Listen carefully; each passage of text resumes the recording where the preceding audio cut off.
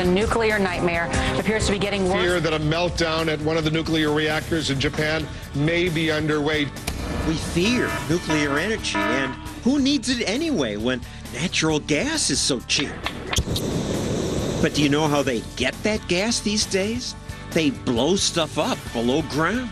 The intense pressure breaks apart the rock and frees up the gas. And what does that do to your water supply? Whoa.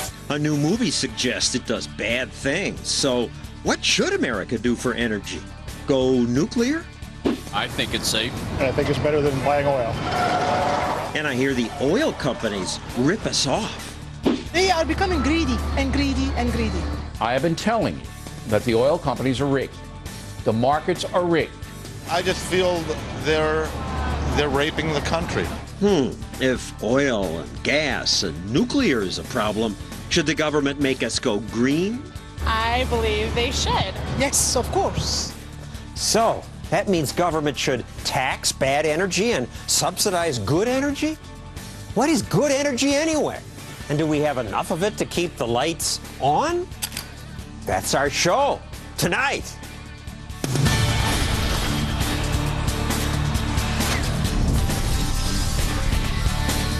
And now, John Stossel.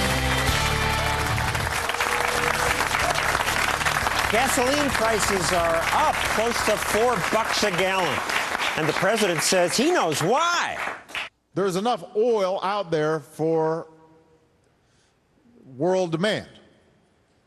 The problem is that oil is sold on these world markets, and speculators and people make various bets, and that spikes up prices significantly.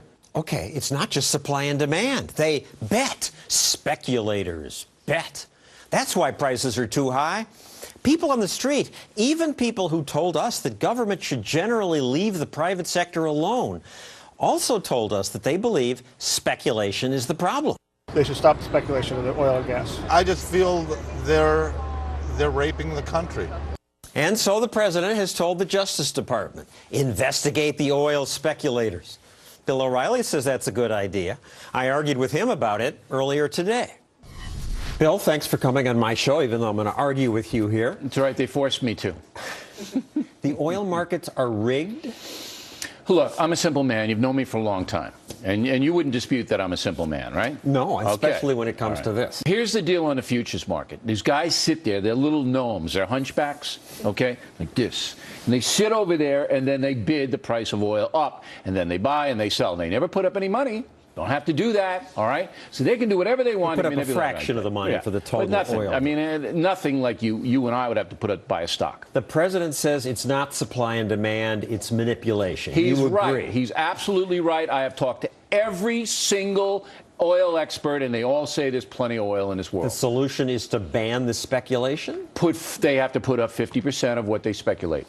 Which would strongly limit the amount of trading. Yeah, the gnomes would get even gnomier then because they could lose a ton of money. They wouldn't be playing on this. And then I think the federal government should tell the oil companies, you have to explain why you're charging what you're charging and why you're all charging the same. It's not supply and demand, it's fixed. It's rigged. It's a difference. It's rigged, all right? They know how to play the game. They know how to manipulate the prices up and down. They do it within the letter of the law. They figured it out. They got all these lawyers saying, you can do what you can't do, all right? But it's definitely rigged. I think you're wrong, but thank you for being on my show. But look, if I'm wrong, you present me the evidence, and I'll admit I'm wrong. Well, we'll get to that. But first, this book with the subtitle about the people who hijacked the world's oil market concludes that O'Reilly is basically right. Hijack the oil market. That deserves some ominous music, which we just added. The author, Leah Goodman, joins us now, along with economist Don Boudreaux. So, Leah, I'll start with you. Hijacked the oil market? I wrote this book to show that when you close the door and let traders do whatever they want and you don't raise that curtain at any point, this is what happens, and the book gets very deep into What's what culture. happens? That the prices fluctuate more? That you have people who can have kind of incredible control over prices, a very small group. And in my book, this small group of people were often inebriated or high while trading oil, and this was while we saw prices go up to 147.27 in July of 2008. And the stories behind that if they were high, I bet they lost a lot of money. Well, you would think, right? But a lot of times when you're bolder, you will take bigger bets. And if the market is riding on an upward trajectory, you can make a lot more money if you're going to be bold. And so what you and the people on the street and Bill O'Reilly are saying is because of this wildness, prices are higher. There's a lot more opportunity to push prices up, also down, but generally you make more money when they're high. Don Boudreau from George Mason University. Most people agree with her, is the impression I get, that the fix is in. Yeah, most people are wrong in that case, including O'Reilly. I have such an unusual audience. By the way, I mean, you say I'm from George Mason. Learning this, I may quit. I may become an oil trader because if all my fellow oil traders are inebriated, I can clean up and make a fortune. So yeah, they're wrong. Look, speculation, and virtually all economists agree on this, no matter where they are in the political spectrum. Speculation evens prices out over time. You can't make money speculating if you don't get it right. What speculators do is take supplies from periods where they are relatively abundant, and they move those supplies to periods where they are relatively scarce. And so that causes prices to even out over time. If you get it wrong, you lose a lot of money. Sounds good, Leah. Well, I think I do think he's drawing the picture of what ideally speculation was introduced to do. Unfortunately, we have a very high oil supply and high prices. We're at the upper limit, so why prices keep rising when supply keeps rising? How do you know we're at the upper limit? I mean, the U.S. releases inventories every week and lets us know exactly where we stand versus historical averages, and right now we're at the upper limit. And of supplies. Yet prices keep going up, so that's an interesting situation why prices keep going up as supply rises. Now, in addition to that, we have 3 times more speculation than we did before the last Iraq war. We don't have 3 times more oil to trade. So do you want to buy a car when 45 people trade it before you and then you get it? I prefer to have fewer middlemen myself. Don? I don't even understand the argument. I mean, what don't you understand? I was having trouble with that one myself. I don't That's what speculators do, you know, they're trained well. I see. The 45 speculators, they're each taking a little piece of profit, and then everything costs more. Some of them will take a loss, but ideally they want to, each one of them get in because they think they're going to take a profit, and hopefully they do in their case.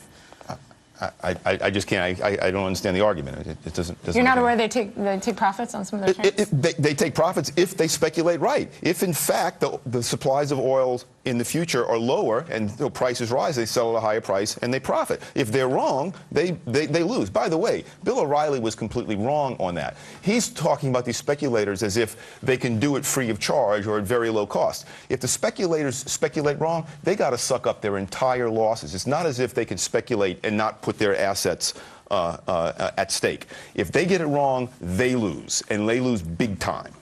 Leah, you say we have this big problem. What's your cure? Well, I think Bill O'Reilly mentioned, and I agree with him on this, you shouldn't be able to put down a tiny fraction of the overall 50% value. Margin. How about limits? If I'm betting, I shouldn't have to put down almost nothing and then take out $1 billion trade.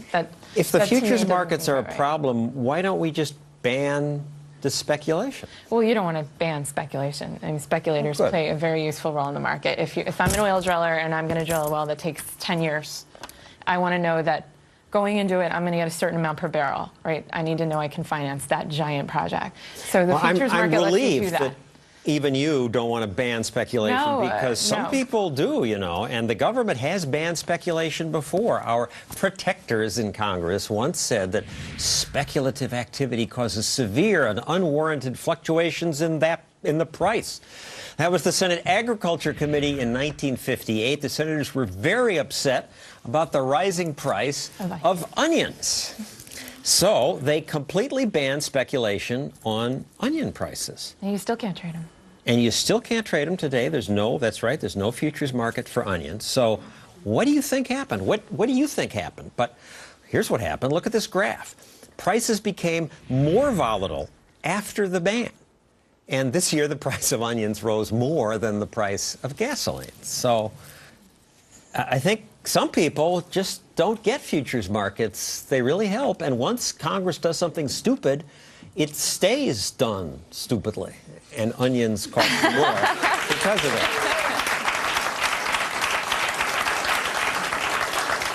I would also like to say everyone also complains about oil companies making windfall profits.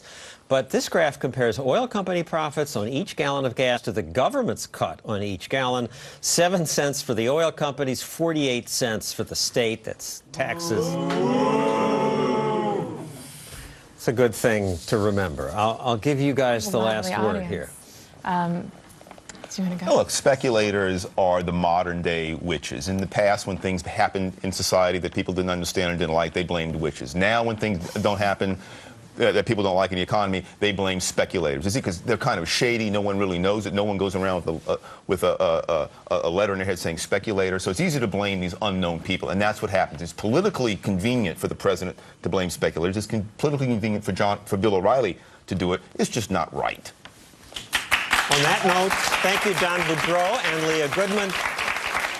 Next, they say it's cheap, clean, renewable, wind energy. Sounds great. But are supporters really just blowing hot air? That's it.